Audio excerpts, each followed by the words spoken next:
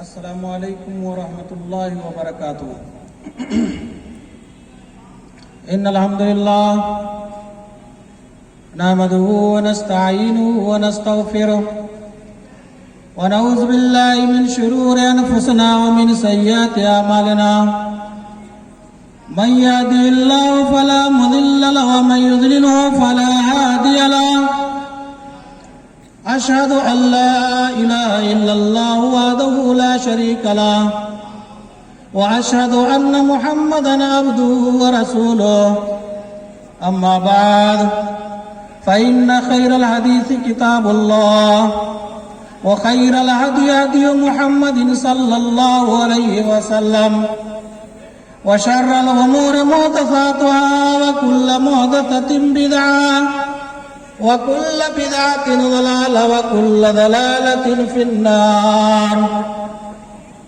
أعوذ بالله من الشيطان الرجيم، بسم الله الرحمن الرحيم۔ يا أيها الناس إنا خلقناكم من ذكر وأنثى وجعلناكم شعوبا وقبائل لتعارفوا ان اکرمکم عند اللہ اتقاکم۔ صدر محترم، اساتذہ کرام اور دارالعلوم محمدیہ سلفیہ دربھنگا کے اس جلسہ مذاکرہ علمیہ کے اندر بحیثیت مہمان خصوصی یا سامعین شامل ہونے والے تمام سامعین معززین کرام، دارالعلوم محمدیہ سلفیہ اپنی روایت کے مطابق آج 32واں جلسہ مذاکرہ علمیہ منعقد کر رہا ہے۔ اس تقریب سعید کے اندر ہمیں چند منٹ لفظ کشائی کرنے کا موقع دیا گیا ہے۔ میں چاہتا ہوں کہ تھوڑے سے وقت میں دنیا کے اندر آج جو حالات ہیں اور دنیا نے جو کروٹ لی ہے، حالات نے جو کروٹ لیا ہے،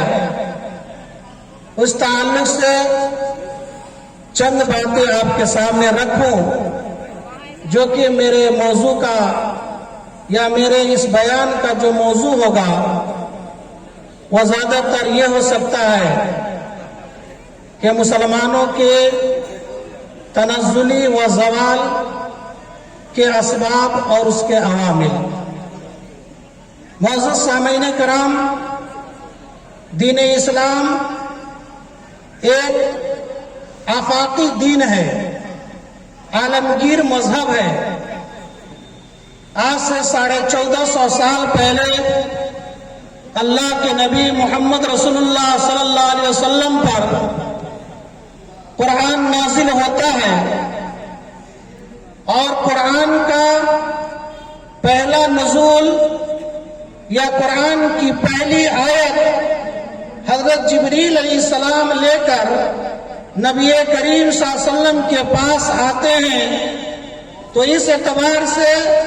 قرآن کریم کا پہلا حصہ یا اس کا پہلا لفظ جو روئے زمین پر آیا وہ تھا اقرا۔ اقرا بسم ربک الذی خلق،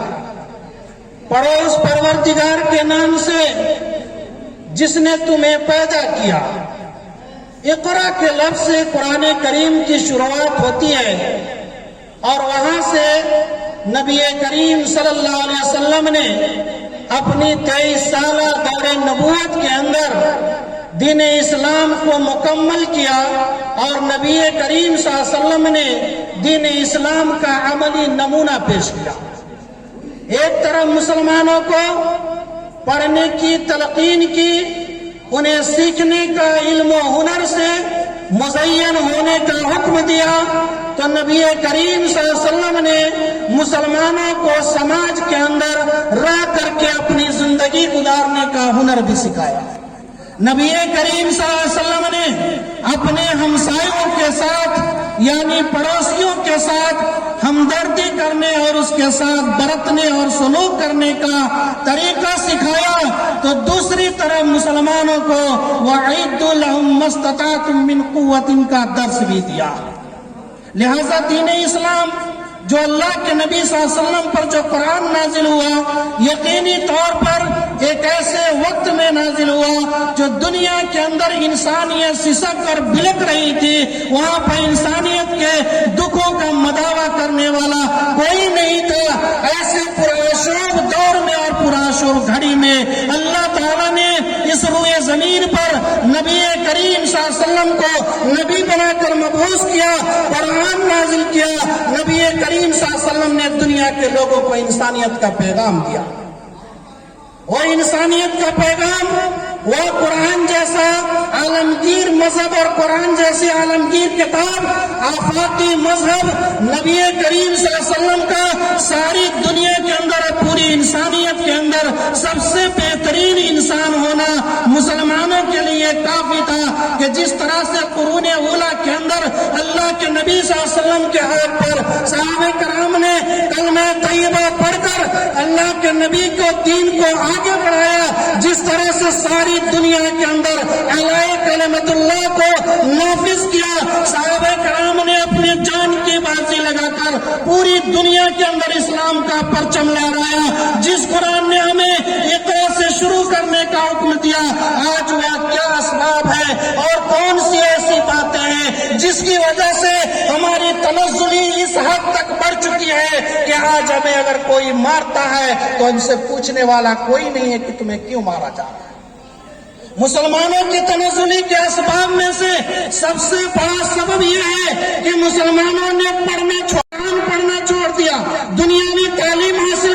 چھوڑ دیا۔ جس قرآن نے ہمیں صرف پڑھنے کا حکم دیا تھا، قرآن کے علاوہ ساری چیزیں پڑھنے کا حکم دیا تھا، اس اقرا کے اندر سبھی شامل ہے۔ لہٰذا جب مسلمانوں نے تعلیم کے میدان کو چھوڑ دیا، دنیا کے پیچھے لگ گئے، نبی کریم صلی اللہ علیہ وسلم کی تعلیمات کو ٹھکرا کر کے مغربی تہذیب کا دل دادا بن گئے۔ جب مسلمانوں نے نبی کریم صلی اللہ علیہ وسلم کی سنت اپنے پڑوسیوں کے ساتھ حسن سلوک کے برتاؤ کو چھوڑ دیا، تو نتیجہ یہ ہوا کہ آج ہمیں 21ویں صدی کے اندر جب ہمارا ملک آزاد ہوتا ہے تو آزادی کے بعد ایک ایسے دوراہے پر ہم کھڑے ہوتے ہیں جہاں پہ ہم تنہا ہوتے ہیں اور نہ ہمارا کوئی راستہ متعین ہوتا ہے اور نہ ہماری رہنمائی کرنے والا کوئی ہوتا ہے۔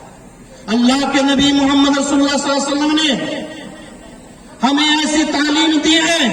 کہ اس تعلیم پر عمل کر کے اس کی نشر و اشاعت کر کے دنیا کے اندر ہم سربلند ہو سکتے ہیں۔ انسانیت کو خطاب کر کے اللہ تعالیٰ نے فرمایا تھا کہ اِنَّا خَلَقْنَاكُم مِّن ذَكَرٍ وَأُنثَىٰ وَجَعَلْنَاكُمْ شُعُوبًا وَقَبَائِلَ لِتَعَارَفُوا إِنَّ أَكْرَمَكُمْ عِندَ اللَّهِ أَتْقَاكُمْ کہ اے لوگوں، ہم نے تمہیں ایک مرد اور ایک عورت سے پیدا کیا ہے، ایک مرد اور ایک عورت سے پیدا کیا۔ آج حالات ایسے ہو گئے ہیں کہ ہندوستان کے اندر اور آج کچھ دارالعلوم کے اندر سماجی ہم آہنگی کی ضرورت کے موضوع پر سیمینار کرنا پڑ رہا ہے۔ مسلمانوں نے اقیموا الصلاۃ وآتوا الزکوٰۃ کا سبق تو یاد کیا،